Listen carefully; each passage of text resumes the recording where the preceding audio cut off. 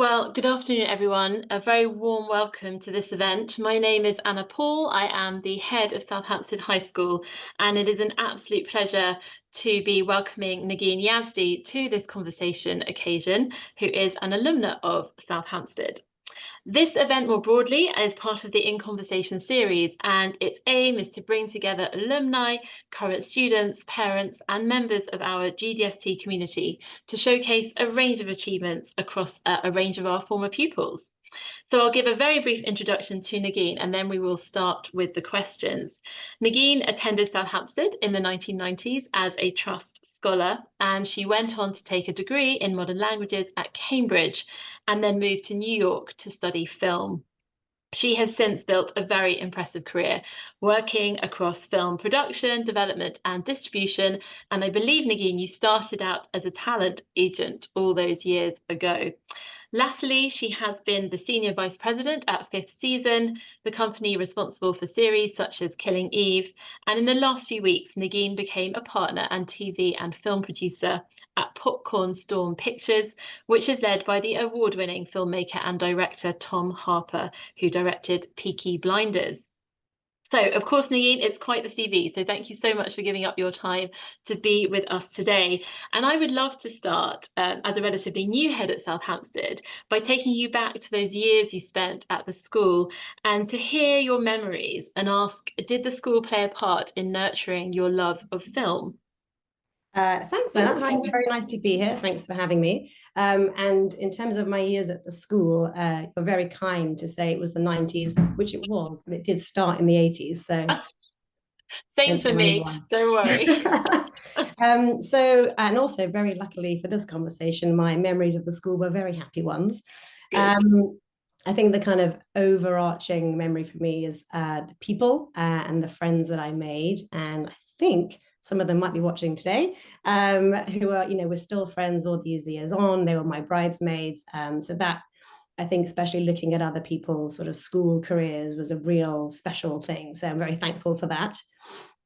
In terms of sort of my main thing that I found at school was art and the art room. And, the school had an incredible array of art teachers and was really encouraging of my passion for art. And the art room in itself became a real sort of sanctuary and haven for me. And of course, the art trips were legendary. So very lucky to have gone on those. So yeah, that's sort of my overarching memory. It was real happiness and sort of creativity and a real sort of encouraging and inclusive environment. Yeah, that's wonderful. I think we've spoken before about the fact that film is partly about stories and the telling of narratives that hook people in.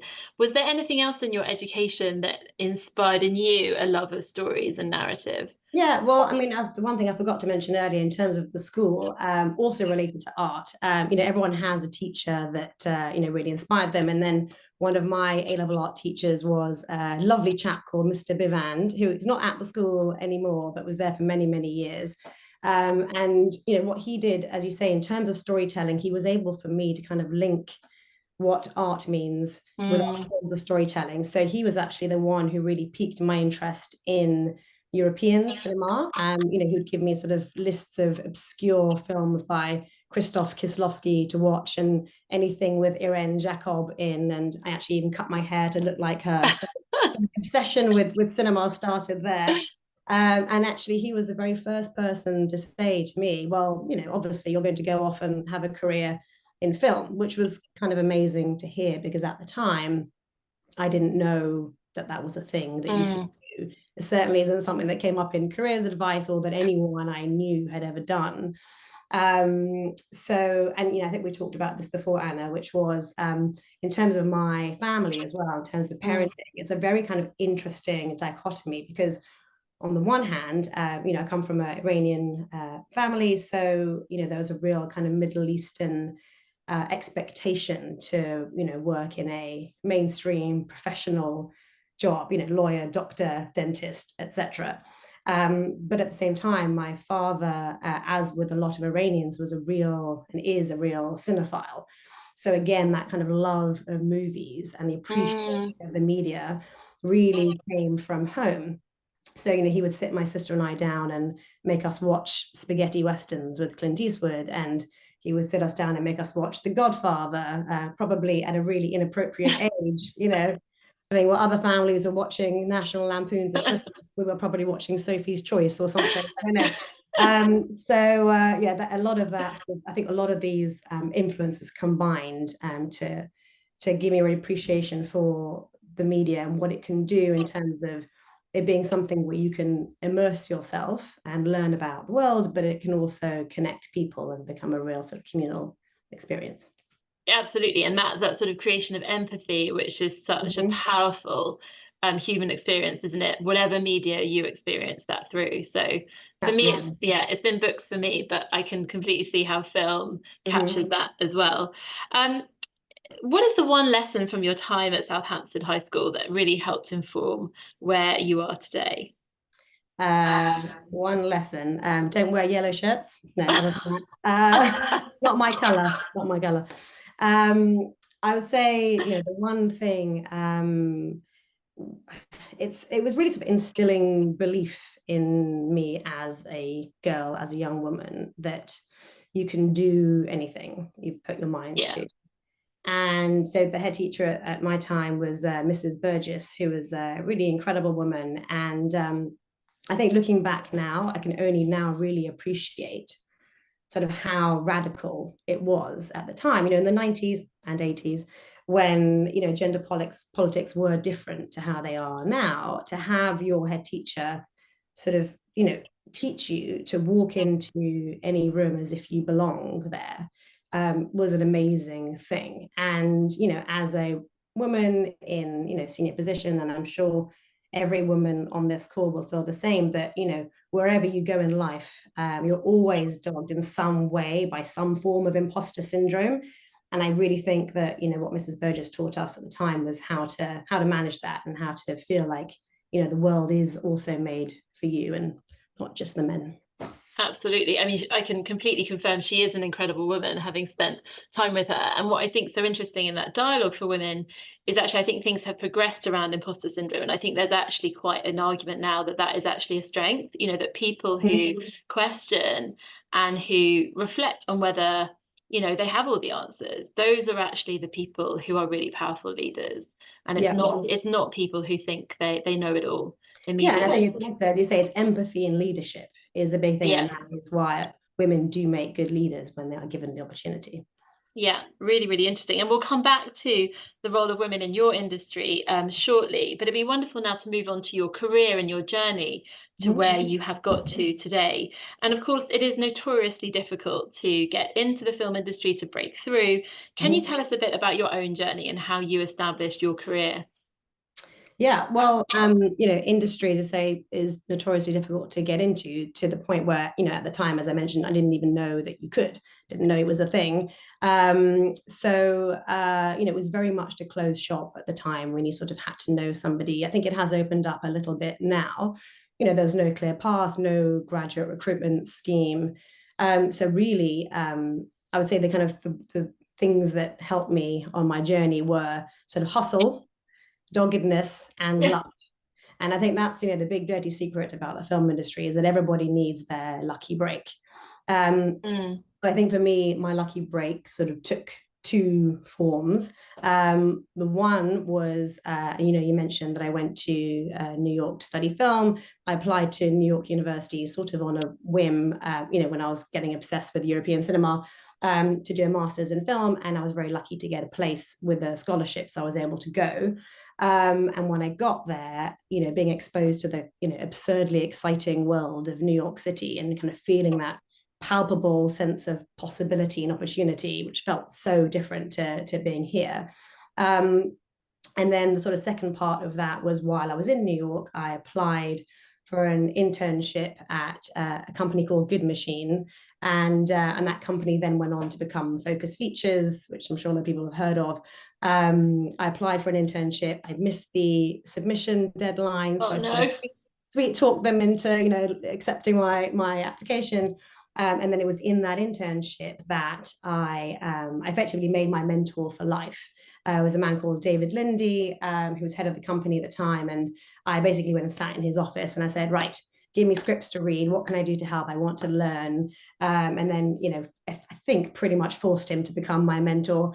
And, 23, 24 years on, we're still friends, and I still seek his advice and counsel. So I think those were my two lucky breaks. And, beyond that, when I had to, start hunting for jobs, it was just, a lot of hustle, a lot of writing actual physical letters to people, not taking no for an answer, having meetings with people, not leaving a meeting until I had 3 other names of people that I recommend that I could see.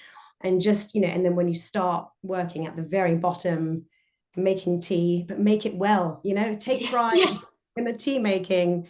Do everything you can, read everything you can, kind of making yourself indispensable. And these are the lessons that I learned that, they still hold today, as you never stop building relationships, maintaining relationships.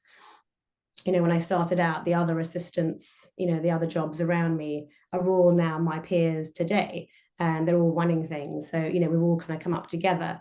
And and that's the other lesson actually for life, is always be nice to assistants, because you never know, they might be your boss one day. And I think what you say about perseverance, it sounds like perseverance was an inherent part of your journey.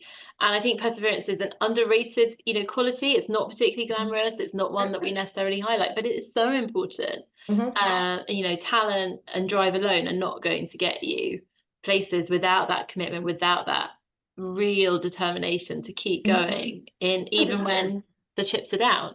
Yeah, I mean, because for every job there is, there's 100 people who want it. So, you can, as you say, be more talented than other people, but what you need to do is show the drive that you want it and you want to keep it. And, as I said, you can fall off the ladder at any point, but without the perseverance to keep you going, especially as a woman.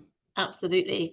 And I know that some of our own students, I'm sure, will struggle with that sense they should have a sort of life path mapped out. They should know exactly what they want to do. And I wondered if you could give us a bit of insight into how you've managed this sort of internal debate in your own life. Did you always, want to commit to this path, or have you been through some ups and downs in relation to it? Yeah, that's a good question. I mean, I think, well, clearly I didn't have anything mapped out. At the beginning, I just sort of couldn't believe my luck. I was like, I mean, this is a real job. This is incredible. And I kept having to pinch myself. And I think for me, yes, I've definitely had moments when what I was doing specifically didn't feel right, and didn't feel like the right fit. You mentioned that I started off in a talent agency, and I definitely had a real eureka moment after a few years of, this is all very interesting and it's been a great education, but that's not what I want to do. And these people around me who are brilliant at what they do, and I respect them, but I don't see myself in them. So it's also about having, the bravery to pivot when something doesn't feel right, and trying different things. So I've worked, again, as you mentioned, in lots of different areas. And I knew that I just wanted to be closer to the making of the stuff itself. So it took me a couple of pivots to get there, but I got there. And even now, again, as you mentioned, I've moved from a kind of a very sort of traditional studio job to more of a producing role, which is, scary and challenging in new ways. And I think you just have to kind of keep challenging yourself to do things differently. And, some might argue that, yes, I don't have, 25 years experience in exactly the same thing, but I would argue that I have experience in lots of different areas that makes my specific experience unique. No one else knows the kind of combination of things that I know, and to kind of use that as a strength and a skill. Yeah, absolutely. And it's about understanding, isn't it, that life isn't a straight line. Unfortunately, it doesn't just go like that. It's a very different trajectory. And that's a very normal and exciting part of life as well. Yeah. So I think let's move on to the role of women in the industry in which you're in. I think it's well known that women are underrepresented in the film industry, but what does that really look like in the context in which you work? And I think also it'd be lovely to hear as well what you feel could be done to actually achieve that equal representation. I'm going to need some water for this because it's a very important issue. So I'm also going to have some water actually. It's getting warmer in my room. My face is going pink. I'm so warm in this room, so apologies. So the role of women, I think, look, it's a really interesting one. I think, sorry, my email's going. Things have improved, since I started. It was a very different thing. So, 25 years ago, it was, male dominated. It still continues to be male dominated. Back then, there was very much the kind of feeling that there was only room for one woman at the table. And so what ended up happening was that, women fought with other women to get that seat at the table. So, a sort of divide and conquer mentality by the ruling elite, which is not healthy. It's not nice. And, I had some pretty bad experiences, coming up as a young woman myself. So, and the other part is, when you are the only woman at the table, that's not fun because, you're constantly feeling like you're having to sort of battle to make yourself heard. So it's, it wasn't great. And, the lack of any kind of, sisterhood made it very difficult. As I said, I think things are better now. I'm not always the only woman in the room, which is great. There's more room now to nurture and support other women.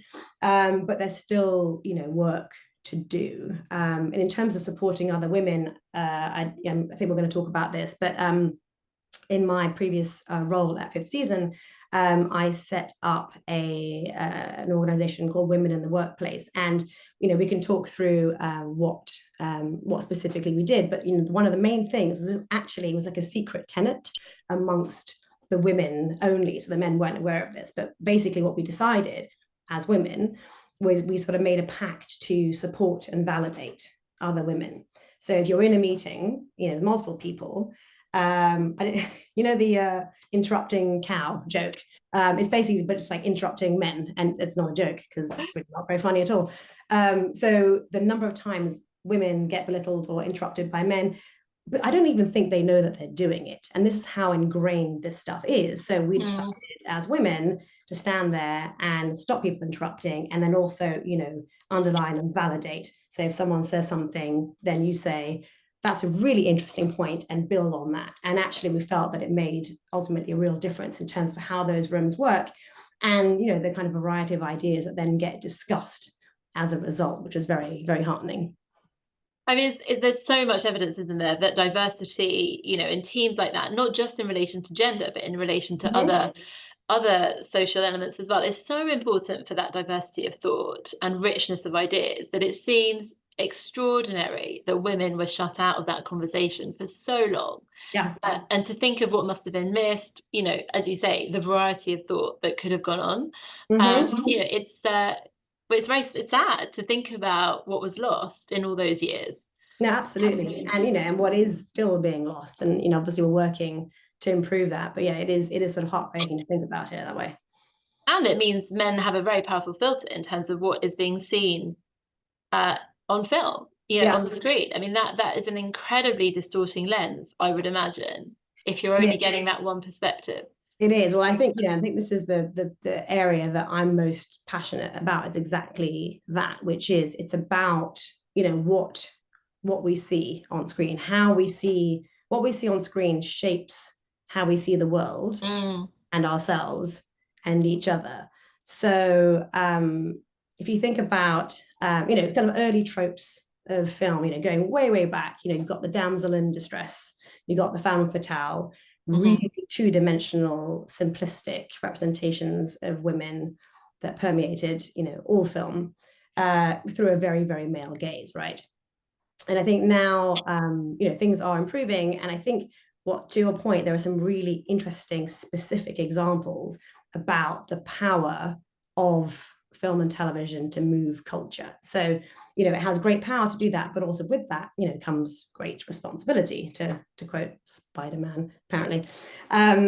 So, there's two really interesting examples, and both are television related, actually. One is Will and Grace. I'm not sure how many people watching are familiar with the show, but it was an American primetime television show on a network show that basically featured the first openly gay protagonist in a primetime show.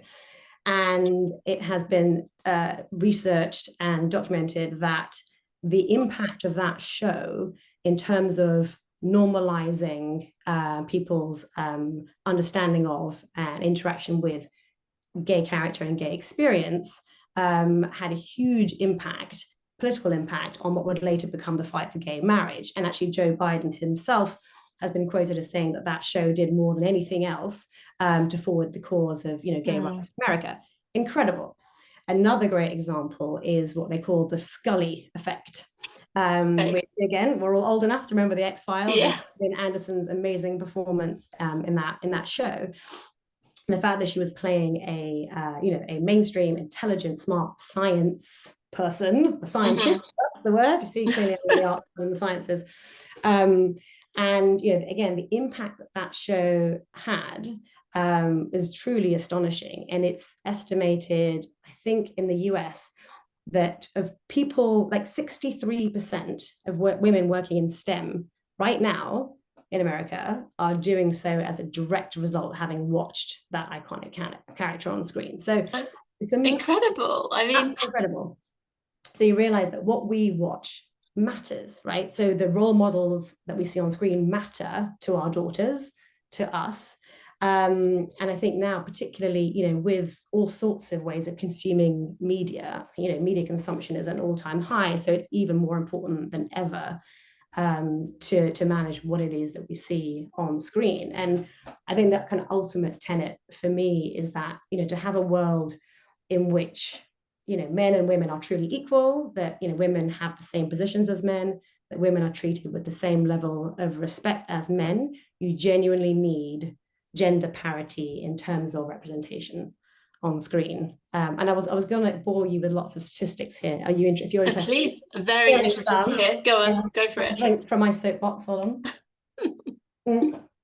So, are we doing okay for time? We are doing okay for time. Absolutely. Okay. So Barbie. Everyone, I'm assuming most people on the school saw Barbie, which was obviously an amazing thing. Radical female message.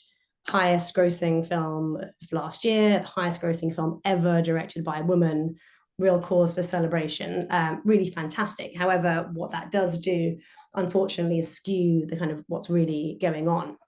So if we're talking about female representation on screen, so just about female characters on screen, so lead female characters, so a female-led film. So last year, that the female-led films fell to 30% of all films made, which was actually a drop from the previous year, and it's a 10-year low. And what's even worse is that last year, only 3% of films were led by a woman over 45. 3%. Really? Yeah. And, full disclosure, I am over 45. So that is pretty shocking to think about it. So it's not just women, it's about older women who are really suffering in terms of representation. The previous year, 2022, 85% of films depicted more male protagonists than female. In 2021, only 7% of films had more female characters than male characters, and only 8% had equal number of the two. So that's all pretty sobering stuff. The other sobering thing, but also cause celebration, is that there was a real correlation between what's on screen and who's behind the camera. So female directors, they hire women. So again, very different to the one seat at the table, and it's very heartwarming. Women hire women. So a female director is more likely to have female writer, female director of photography, editor, composer, which is wonderful. But if those female directors are not being hired, then that makes that transition a lot harder. Last year, of the top 250 grossing films, only 16% were directed by women. And then for the top 100, that goes down to 14%. So that's very sobering. And here's the kind of insane, crazy thing about all of it, which Anna, you and I talked about before, which is that female-led films actually overperform. They outperform male-led films in the box office across all budget levels by 20%. Just think about that, 20%. And then they're also more likely to be profitable because female-led films tend to have lower budgets. And clearly there's an audience which is avid and underserved, because let's not forget that women make up actually more than 50% of the box office. And they're so underserved by all these male films. So a UK study concluded that for every dollar is put into a female-led film, you get $2.12 out. And for every dollar you put into a male-led film, you get $1.59 out. So more profitable, not just good ethics, but good business. So yeah, I mean, it's pretty crazy. And, you know, in terms of what we can do to fix it, it's a bit like kind of moving a slow tanker, right? It's about battling the way things have been done for years, and ultimately still the people with what they call green light power, so people who decide which movies at the studios get financed, are predominantly men. And again, that is changing, but slowly. And there's some, this is not all doom and gloom. There are some causes for optimism. So I'll give you an example. At Pixar, who make some of the best family films around, they now use computer technology to ensure 50-50 male-female parity in roles and dialogue, which is amazing. And of course, it was actually a young female employee who spotted that in I think it was Cars 2 or something, the male dialogue was 90% and female dialogue was 10%. So now, as a result of this technology and then being aware of it, as you said, Anna, having that other voice in the room to flag something that perhaps the others might not have noticed, means that now actually there's been most progress in the family sector. And I believe it's now pretty much across the board, 50-50 male-female representation, which is fantastic. So we need to kind of take those lessons and move them into other areas. Yeah, and it's so interesting that there is that commercial argument for that representation, but actually, in a way, what a sad thing that you have to make that commercial argument. It should be evident from an ethical standpoint, but also just from what I was talking about before, that diversity of thought and richness of perspective, that female representation is essential to an industry which claims to represent humanity. I mean, isn't that what films claim to do? They claim to a degree to try to give, I don't know, aspects of the world of voice, and to sort of remove women from that voice is absolutely crazy.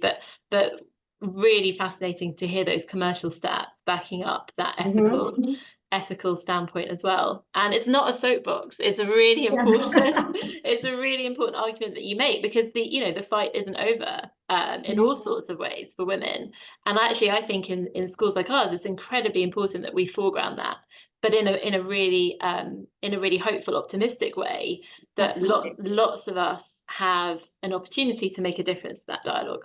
Absolutely. And then every day we're thinking about ways, what can we do better, and what is our orchestral blind audition equivalent? What is it that we can be doing in the film and TV industry to make those changes? So yeah, every day, as you say, is a source of frustration, but optimism as well.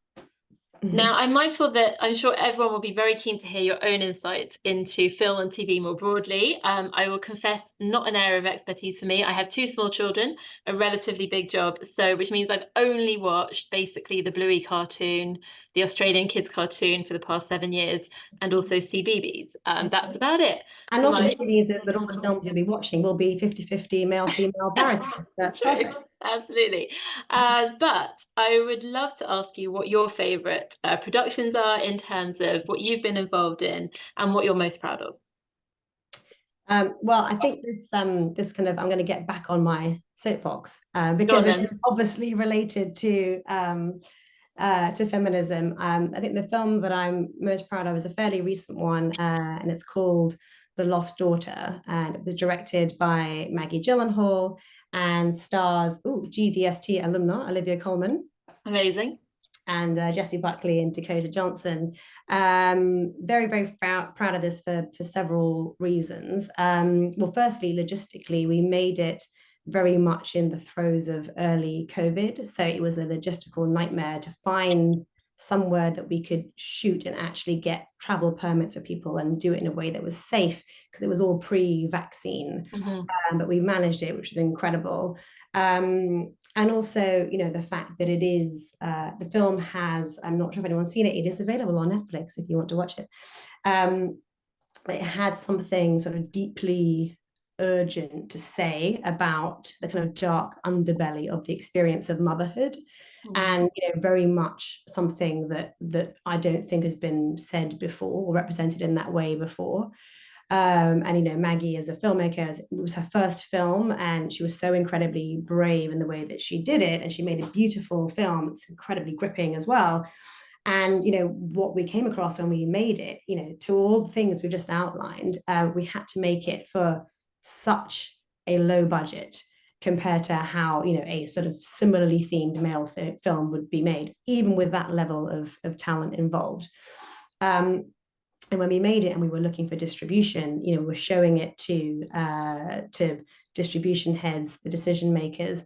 And again, as discussed, a lot of those were men, and they just didn't get it. And, you know, the number of times we heard the terms unlikable woman for the lead characters, like, why would you want to watch a woman who was unlikable? You know, history is, in film, is littered with unlikable male characters that nobody seems to have a problem with. But when you start to mess with, you know, a mother doing something that is deemed unlikable and inappropriate, then it becomes a problem.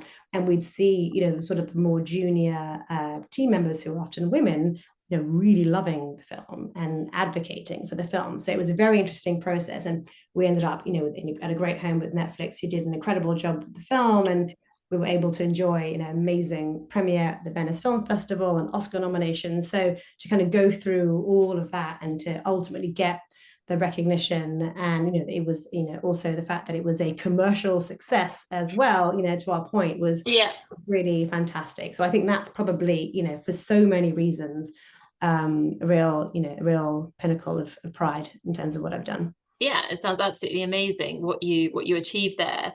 Do you have any role models in your industry, or indeed in life more broadly? And if so, why? Why do you admire those particular people? Well, other than Mrs. Burgess. Other than Mrs. Burgess. I think she sort of sums it up, really.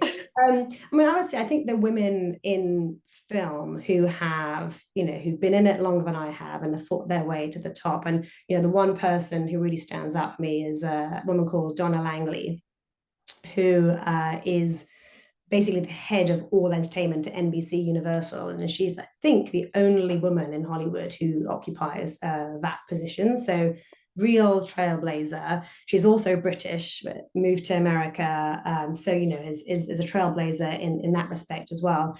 And the fact that, you know, she comports herself with such kind of elegant style, but, you know, is a proper businesswoman who is doing everything that she can to move things forward. And unsurprisingly, I believe Universal have the best record of hiring female directors as well. So I think she is a real icon. Yeah, amazing. Well, I think we are getting close to having to wrap up, but I think just as a final question, Negeen, is there any special advice you'd like to leave with our pupils who might be considering a career in the film industry? I would say if you love it, then go for it. Yeah, don't enter into it half-heartedly, because it is, you know, it's not all Venice Film Festival and Oscar nominations. Sadly. It's, you know, it's hard work, it's hustle, but if you love it, you know, it can be so rewarding, so brilliant. And I would say, you know, find your way in, find your foot in the door, and then when it's in, do not let it out. Don't let go. You just got to keep going. Persevere, absolutely. Exactly. Well, Negeen, thank you so much for giving your time to talk to me today. It's been an absolute privilege to welcome you back to South Hampstead, even if it's a virtual format rather than in person. But I'd love to see you very soon and catch up on your next production. So thank you. Of course, we should mention that my eldest daughter is going to be joining the school. She is. In September, so I'll be there sooner than you'd like. Oh, well, we'll be delighted to see you there. And thank you so much to our audience as well for joining today. Thank you. Thank you. Thank you.